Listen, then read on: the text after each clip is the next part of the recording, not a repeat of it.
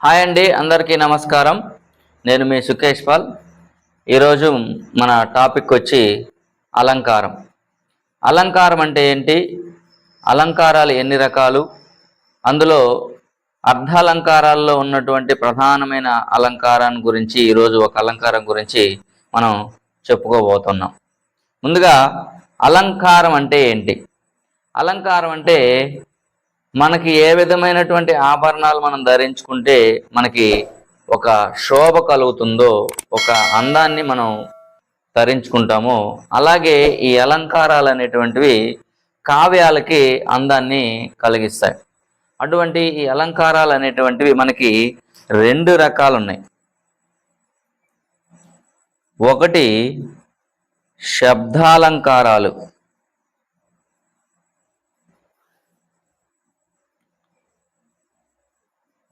రెండు అర్ధాలంకారాలు.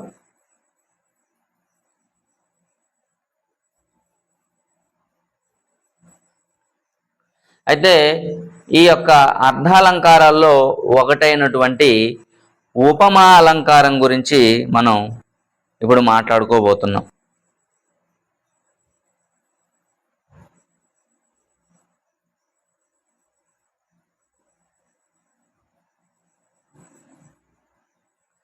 ఉపమాలంకారం అంటే ఏంటి? ముందుగా ఉపమాలంకార లక్షణం చూద్దాం.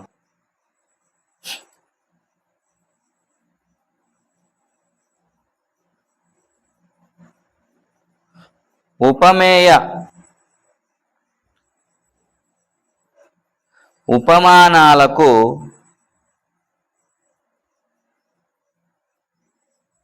మనోహరమైన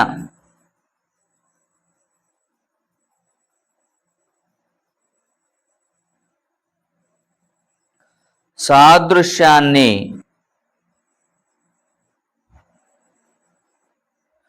చెప్పినట్లయితే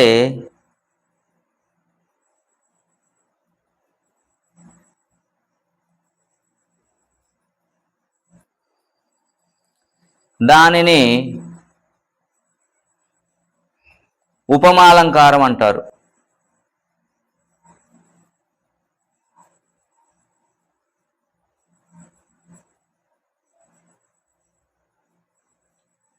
అంటే ఉపమేయ ఉపమానాలకు మనోహరమైనటువంటి, అంటే ఒక చక్కనమైనటువంటి సాదృశ్యము.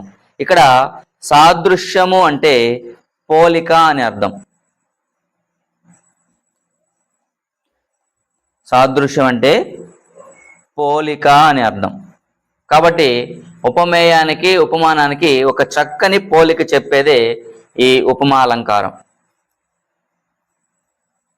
మనం ఇప్పుడు ఒక ఉదాహరణ చూద్దాం.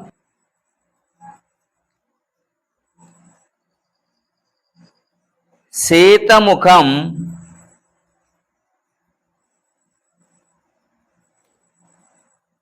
చంద్రబింబం వలె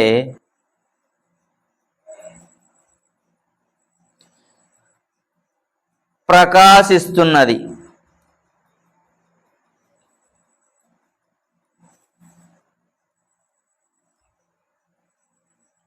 మనం కానీ చూసినట్లయితే ఈ ఉపమాలంకారంలో 4 అంశాలు ఉంటాయండి. అవి ఒకటి ఉపమేయం,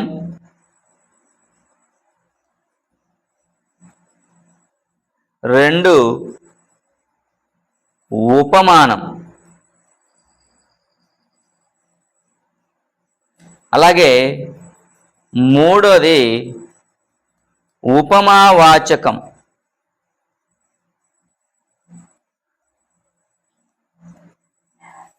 నాలుగు సమాన ధర్మం.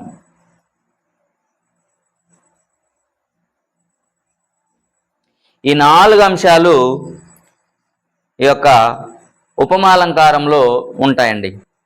ఇక్కడ ముందుగా మనం ఉపమేయం అంటే ఏంటో చూద్దాం. ఉపమేయం అంటే పోల్చబడే వస్తువు.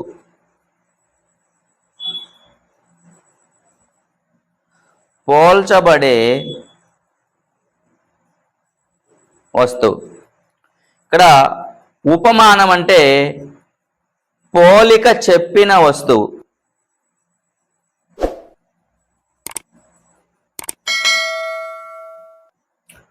పోలిక చెప్పిన వస్తువు.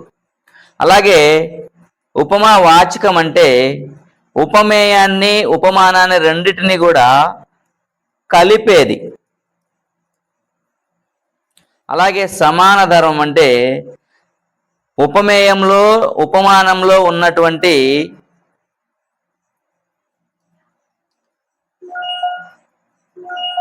సమాన ధర్మం అంటే రెండిటిలో ఉన్నటువంటి గుణం.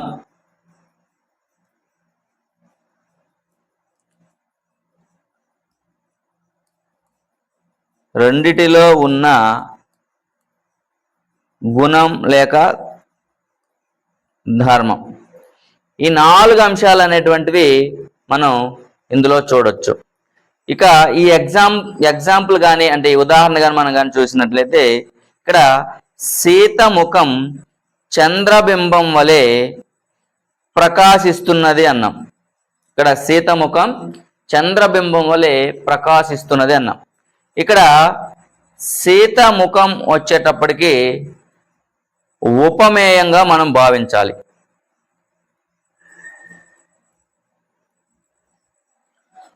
చంద్రబింబాన్ని మనం ఉపమానంగా భావించాలి. ఇక్కడ వలె ఏదైతే ఉందో ఇది ఉపమా వాచకం అవుతుంది. ఉపమా వాచకం. ఇక్కడ ప్రకాశించడం అనేటువంటిది సమాన ధర్మం.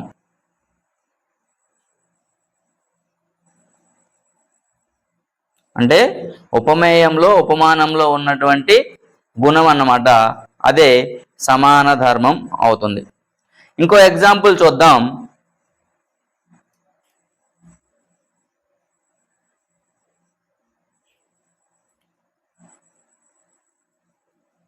చినుకులు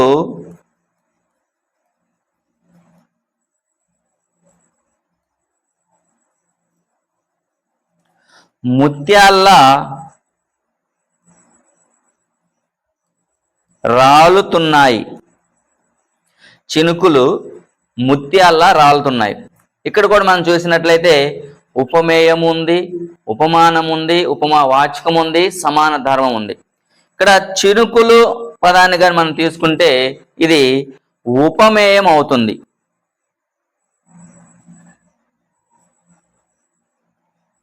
ముత్యాలను తీసుకుంటే ఉపమానం అవుతుంది. అలాగే రాలడం అనేటువంటిది సమాన ధర్మం అవుతుంది. ఈ లా ఏదైతే ఉందో దీన్ని ఉపమా వాచకం అని మనం భావించాలి. ఈ విధంగా ఉపమాలంకారంలో ఈ 4 అంశాలు అనేటువంటివి ఉంటాయండి. అలాగే ఈ 4 అంశాలు ఎందులైతే ఉంటాయో దానికి ఒక పేరు పూర్ణోపలంకారం అంటారండి. పూర్ణోపమలంకారం, పూర్ణోపమాలంకారం. ఈ 4 అంశాల్లో ఏదైనా కానీ ఒకటి కానీ లోపిస్తే దానికి లుప్తోమ అలంకారం అంటారండి. లుప్తోపమ అలంకారం అంటే మనకి ఎగ్జామ్లో వచ్చేటప్పటికి ఇలాంటి లోతైనటువంటి ప్రశ్నలు అడగడానికి మనకు అవకాశం ఉంది కాబట్టి ప్రతి దాన్ని కూడా నేను క్షుణ్ణంగా మీకు వివరించే ప్రయత్నం చేస్తున్నాను. ఈ యొక్క వీడియోని మీరు చివరి వరకు కానీ చూస్తే దీని మీద మీకు ఒక క్లారిటీ వస్తుంది. ఇక్కడ మనం కానీ చూసినట్లయితే ఈ ఉపమా అలంకారాన్ని మనం చూడగానే గుర్తుపట్టేదానికి మనకి కొన్ని కీలక పదాలు ఉన్నాయండి. ఆ కీలక పదాలను కానీ మనం చూసేస్తే ఇది ఉపమా అలంకారం అని చెప్పి మనం దాన్ని ఖచ్చితంగా గుర్తుపట్టచ్చు.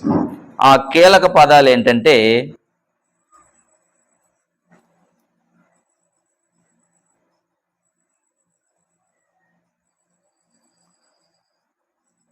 వలె, పోలే, విధము, రీతి, భంగి, చూట్కి, కైవడి, ల, అలాగే పగిది. పగిది మొదలైనటువంటి పదాలు.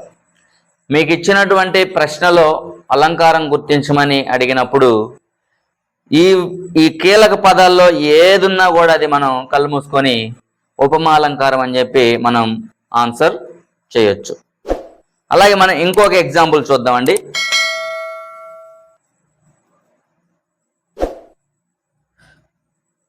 సోముడు భీముడు వలె బలవంతుడు.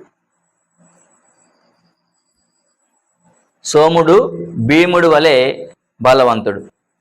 ఇక్కడ సోముడు వచ్చేటప్పటికి ఉపమేయం అవుతుంది. భీముడు ఉపమానం అవుతుంది. వలె ఉపమా వాచకం అవుతుంది. బలవంతుడు సమాన ధర్మం అవుతుంది. సమాన ధర్మం అవుతుంది. కాబట్టి ఈ విధంగా మనం ఈ ఉపమాలంకారంలో ఉన్నటువంటి కీలక పదాలని మనం చూస్తే దాన్ని ఉపమాలంకారంగా మనం ఈజీగా మనం గుర్తుపట్టచ్చు. అలాగే ఈ వీడియో మీకు నచ్చింది అని అనుకుంటున్నాను. అలాగే ఈ వీడియో కానీ మీకు అర్థమైతే నా ఛానల్ని సబ్స్క్రైబ్ చేయండి. అలాగే మీకు తెలిసిన మిత్రులకు కూడా షేర్ చేయండి. మరలా ఇంకొక మంచి అలంకారంతో మళ్ళీ మనం కలుద్దాం. అంతవరకు సెలవు. ధన్యవాదాలు.